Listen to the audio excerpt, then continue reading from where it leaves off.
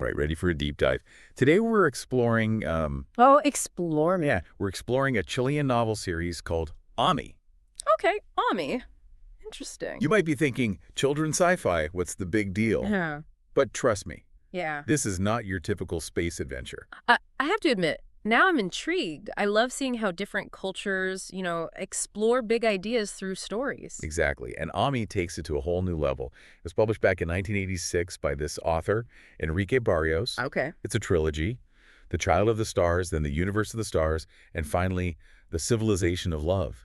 And get this, it claims to reveal these, like, cosmic truths, all disguised as a children's story. Well, hold on. Cosmic truths. Now you've really got me hooked. What kind of truths? How does a story even, get into that? Okay, so picture this. It's 1986, Yeah. and there's this 10-year-old Chilean boy, Pedro. Mm-hmm. He's spending the summer with his grandmother by the sea. Pretty idyllic, right? Sounds relaxing. Right, fashion. Until, bam, an alien named Ami crash lands right in the water near their house. Classic sci-fi opening. But I'm guessing there's a twist. With the whole cosmic truths thing, Ami's probably not just some random alien. You got it. Ami looks like a kid, but he's actually centuries old. Whoa. Really? Okay, that's different. And to prove he's not messing around, he shows Pedro his true identity. We're talking telepathy, super advanced technology, the whole shebang. So right away, the story's like, boom, wonder and possibility. Little Pedro's thrown into this whole other world. Exactly. And that's where the cosmic revelations start coming in. Ami explains that the universe is teeming with life, like millions of civilizations just in our galaxy alone. Millions. Wow. But are we talking like little green men here? Actually, no lizard people, surprisingly. Ami says these aliens look a lot like humans, maybe some different limbs, but that's about it. Huh. Interesting. So they're playing with that idea that extraterrestrial life is kind of familiar, not totally alien. Wonder why. It's a good question. Maybe it's to make the idea of alien life less scary, or maybe it hints at some deeper connection between all, sentient beings. Right. But what's really fascinating is how Ami explains how civilizations advance. He says, to reach interstellar travel, a civilization has to be good. Has to be good. Yeah, like inherently good. They can't get that advanced tech without first evolving ethically, spiritually, the whole package. Ah, so there's this link between tech, progress, and ethics. Makes sense. A society's values are as important as its gadgets. Exactly. It's like cosmic checks and balances. But then it makes you wonder, right, where does that put us humans on this cosmic scale? Yeah, good point. Well, according to Ami, we're kind of a bad civilization right now. Ouch! Yeah. Our tech is way ahead of our ethics. He compares us to teenagers who got the keys to a sports car without any driver's ed. That's, yeah, I can see that. We've got all this amazing technology, but sometimes, yeah, we don't use it very responsibly. Exactly. And the scary part is, Ami says our fate is in our own hands. Advanced beings can't interfere directly. It's against cosmic law. They can only give us these little nudges, So no alien superheroes coming to save us. That's a different take on, why they haven't contacted us openly. It's not that they don't care, it's that they can't. Huh. Interesting. Yeah, and these nudges, Ami says, they often look like UFO sightings, especially near nuclear events. Near nuclear events? Yeah, like they're trying to get our attention, warn us about the dangers of our own technology. That's a bit unsettling. Right. And they also send telepathic messages, but only to those who are, open to receiving them. So it's up to us to interpret these signs and, make the changes. It's a call to action, but shrouded in mystery. I like it. It's a call to action veiled in mystery and intrigue. Now, things get really interesting when Ami decides to take Pedro on a whirlwind tour. Different planets, even Earth itself. One stop is in Alaska, where they meet a hunter in the wilderness. A hunter in Alaska? Why a hunter? Ami wants to show Pedro that his teachings aren't just, theoretical. He uses his spaceship to, imprint a memory of the encounter on the hunter. Imprint a memory. So the hunter basically has a close encounter, but he doesn't even know it. Exactly. Ami's demonstrating the power of this advanced tech, and the possibility of influencing human consciousness. But it gets even more interesting when Ami pulls out this device. He calls it an evolutionary index measurer. Evolutionary index. What is that, like an IQ test for the soul? Kinda. He uses it on the hunter, and the reading is 750. Ami explains that it's a measure of a being's development. The higher the score, the more advanced they are. Okay, so 750 is that good? The average human is around 550, so yeah, the 100 is pretty high up there, but But there's more. There are people on Earth who score even higher. yep. And here's the mind-blowing part.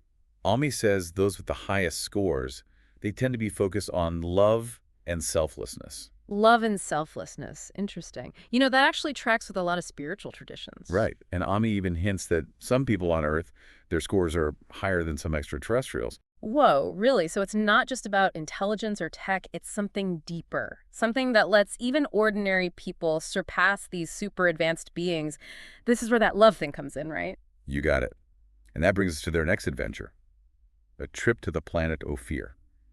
This planet's inhabitants, they're descendants of ancient, advanced Earthlings who were rescued before, like a cataclysm wiped them out. Hold on, so we're talking about a lost human civilization, like super advanced, but they self-destructed. Exactly. So, Amy says this happens a lot. Civilizations rise and fall, usually because of an imbalance between, tech progress and ethical development. The Ophirians, they're a living example of that cycle. Wow, that's pretty heavy stuff. So tell me about these Ophirians. What are they like? How are they different from us? Well, for starters, they're giants. They're like 3 meters tall on average. They kind of look like ancient Egyptians, copper skin, really striking features. Imagine them living in this utopia, nestled in this, lush Japanese garden kind of setting. Peaceful, advanced tech, but it blends right in with nature. They've achieved a level of harmony we can only dream of. But get this, they have no money, no concept of ownership, no competition. No money, no ownership. How does their society even work? That just sounds too good to be true. Right. It really challenges our ideas about what a successful civilization looks like. But according to Ami, the Ophirians have it figured out. Everything's shared, a supercomputer manages resources, and they spend their days learning, enjoying life, and serving others. That's fascinating, but wouldn't that lead to, laziness, no ambition? That's what I thought too. Yeah. But Ami explains that they're actually really motivated, just not by the same things that drive us. They find fulfillment in personal growth, creative expression, and helping their community. Think of it like a giant open source project, everyone working together to create something incredible. That's a really cool analogy. So instead of fighting over resources and status, they're collaborating to reach their full potential. Makes you wonder if our systems are actually holding us back. Exactly. And remember that evolutionary index. Well, Ani says the average Ophirian score is over 900. 900, that's way higher than even the most evolved humans. Right. And it makes sense if their society is based on cooperation, love, selflessness. They're living those qualities that Ami says are essential for, higher evolution. Yeah, absolutely. And it's not just about being nice or doing good deeds. Remember, Ami described love as this fundamental energy, like permeating everything, like the air we breathe, so common we don't even notice it. That's a tough concept to grasp. It's like explaining the color blue to someone who's never seen it. How do the books even try to explain that, this love as a cosmic energy thing? Ami uses a lot of metaphors.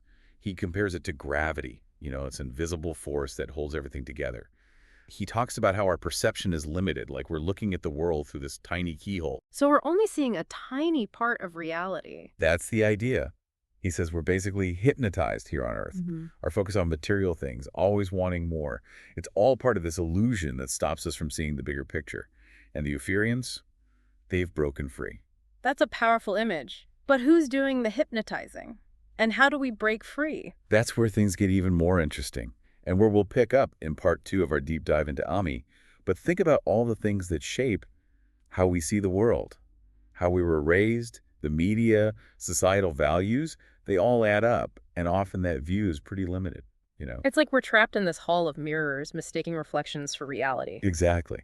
And the Ophirians have stepped outside that hall of mirrors. They see things as they truly are. I can't wait to hear more about how they did that. It feels like we're getting close to the real message of Ami, the key to unlocking our own potential, maybe. The last time we were talking about the Ophirians and how they've built this, utopian society and no money, no ownership. How does that even work? It definitely makes you rethink how societies function. But Ami says they've got it all figured out. Everything is shared. Resources are managed by this, supercomputer. And they spend their time learning, enjoying life, and helping each other. That's amazing. It sounds so harmonious, so cooperative. It makes you wonder if we're doing it all wrong. Right. But then the question is, does it work? I mean, wouldn't that lead to, laziness, no drive to achieve anything? Yeah, that's what I was wondering. Ami says no, because they're motivated by different things. Personal growth, creativity, contributing to their community. He describes it like a giant open source project where everyone's working together to create something amazing. I love that analogy. It's like instead of competing for resources and status, they're collaborating to reach their full potential. Exactly. And if you remember that evolutionary index Ami talked about, he says the average Ophirian scores over 900. 900. Wow. That's incredible. I mean, even the most evolved humans are way lower than that. It makes sense though, right? Their whole society is built on cooperation, love, selflessness. All the things Ami says are essential for higher evolution. Definitely. They're literally living it. And it's not just about being nice, you know? Remember how Ami described love as this fundamental energy that permeates everything? He said it's like the air we breathe, so constant that we don't even notice it. Right. It's one of those things that's so big, so all-encompassing that it's hard to even wrap your mind around it. Exactly. And I was thinking, we tend to categorize love here on Earth, romantic love, family love, friendship. But what if, like Ami says, it's all just different expressions of the same thing? That's interesting. It kind of blows up our whole understanding of love, doesn't it? Like, what if we've been thinking about it all wrong? What if we're only seeing a tiny sliver of what it really is? That's a good question. And maybe that's part of the hypnosis Ami was talking about. Maybe we've been conditioned to see love in such a limited way that we're missing out on its true power. It's like we're looking at this vast ocean, but we're only focused on a single drop of water. I like that. Okay, so we need to expand our understanding of love. But how? Well, Ami talks about the role of art in all of this. He says art, in its purest form, is a way of expressing and transmitting this love energy. On more advanced planets, art doesn't even need physical mediums like painting or music. It's purely telepathic. Whoa, purely telepathic art. That's wild. Sharing your creations directly through thought. That would change everything. Right. Imagine the possibilities. And it makes you wonder, what else is out there that we can't even conceive of? What other senses, other ways of perceiving reality might we develop as we evolve? That's mind-blowing. It really makes you realize how limited our current perspective is. Exactly. And maybe that's part of the plan. Remember, Ami said humanity has a unique role to play in the cosmos. He thinks our ability to feel, to experience such a wide range of emotions, that's something special, something even advanced civilizations admire. He did say that. It's like, we're here to bring a little heart to the cosmos. To show everyone that true progress isn't just about logic and reason, it's about feeling, about connection, about love. It's a beautiful idea. Maybe our purpose here on Earth is to master love, to show the universe that compassion and empathy are just as important as technological progress. That's a powerful takeaway. And it challenges us, it challenges us to rethink our priorities, to see ourselves not just as consumers or workers, but as beings of love, with the power to transform ourselves and the world around us. And it all starts with that simple choice, to pay attention, to appreciate the beauty around us, to open our hearts to the interconnectedness of everything, to choose love even when it's hard, even when it feels like the world is pulling us in the opposite direction. Because in the end, that's how we break free from that hypnosis, right? That's how we create a world that reflects our true potential, a world where love, compassion, and understanding guide our every action. Exactly. And that's where we'll leave it for now. But in part 3, we'll delve even deeper into the Ami trilogy, exploring the practical steps we can take to awaken to that deeper reality and unleash the power of love in our own lives. So stay tuned. So we've been talking about this idea of humanity being hypnotized, stuck in this limited view of reality. And the Ophirians, they've somehow broken free. Right. They've reached this level of awareness that lets them tap into that universal love energy Ami keeps talking about. Exactly. But how did they do it? What's their secret? Yeah, that's the big question, isn't it? And the books don't really give you a step-by-step guide, but there are clues, hints about how we might shift our own perception, reconnect with that deeper reality. Okay, I'm listening. What kind of hints? Well, remember how Ami emphasized paying attention, not just to the big obvious things, but to those everyday miracles we usually take for granted. Right, the feeling of the sun, the taste of good food, hearing someone laugh, those simple things we often just rush past. Exactly. And the Ophirians, they've mastered the art of being present. They savor every experience, find joy in the smallest things. It was about slowing down, being mindful. Yeah, it's about training ourselves to be aware of our thoughts, our feelings, without judging them. So not just thinking positive, but really being aware of our inner world and how it connects to everything else. Exactly, and that awareness goes beyond just ourselves. The Ophirians, they have this deep respect for nature. They see the interconnectedness of all things. It's like they've tapped into that cosmic web Ami talked about, where everything's connected by love. It makes me think about how we compartmentalize love here. Romantic love, family love, friendship. But what if, like Ami says, it's all just different sides of the same thing? It's a huge shift in perspective, right? To see love as this fundamental force in the universe, not just a human emotion.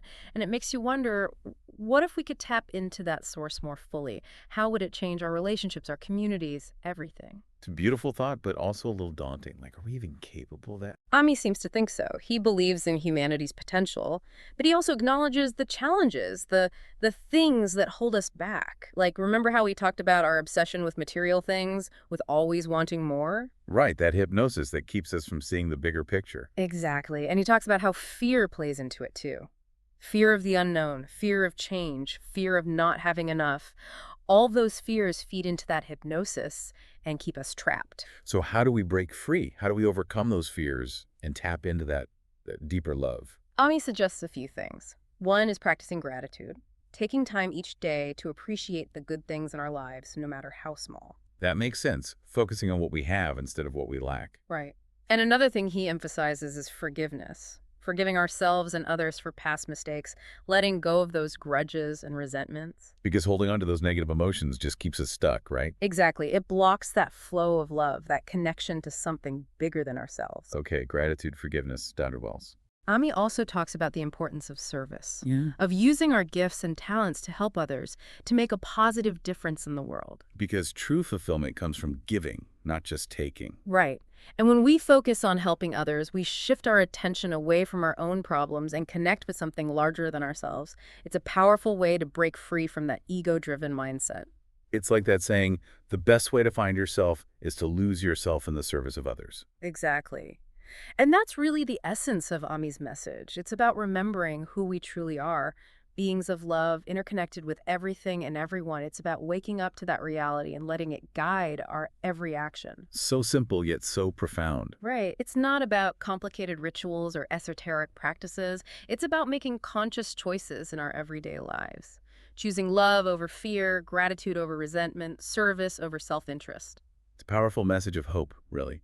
It suggests that we all have the potential to create a better world, starting with ourselves. Exactly. And maybe that's the true legacy of the Ami series. It's not just a sci-fi adventure, it's a call to action. A reminder that we are not alone, that we are loved, and that we have the power to make a difference. So as we wrap up our deep dive into the Ami trilogy, we invite you to reflect on these ideas. What resonated with you? What steps can you take to bring more love, more gratitude, more service into your own life?